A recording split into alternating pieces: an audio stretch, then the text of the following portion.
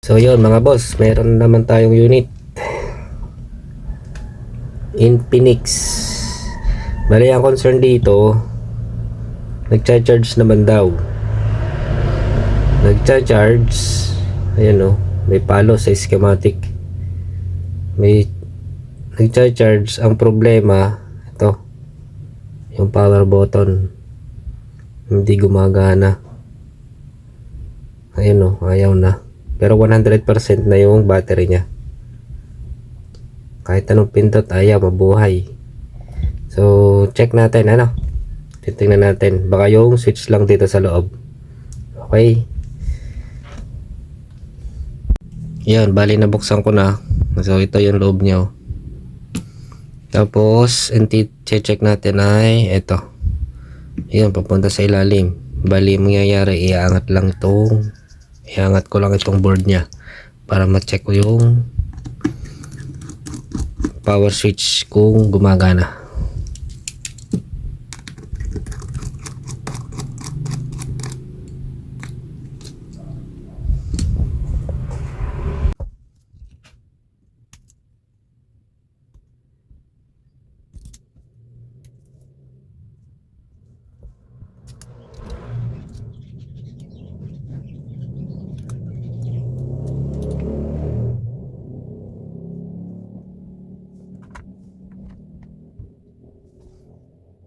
Bali yun, na-check ko na using ito.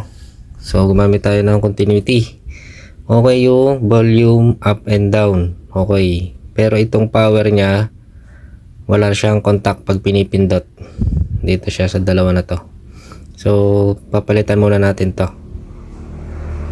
tapos tingnan natin kung ubra. Yan, bali ito yung papalitan natin. Pinaka power button nya, ito yung ipapalit natin.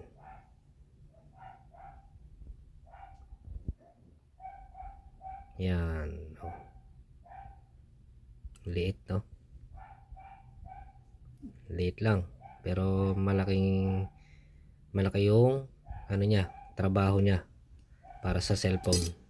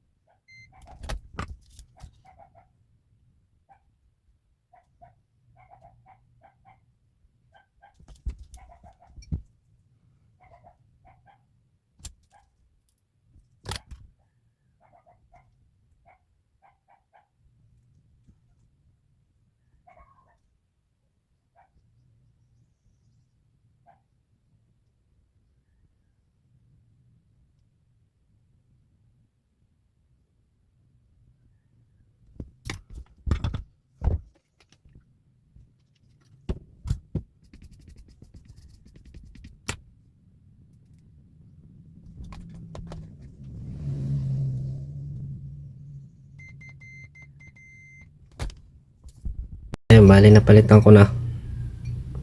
Ito na. Ito yung sira.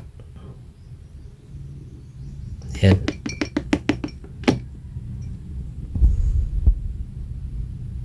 Ayan, napalitan na natin. Goods na siya, may contact na siya eh. So ngayon kakabit ko na lang sa unit, testing ko kung goods na, kung wala nang problema.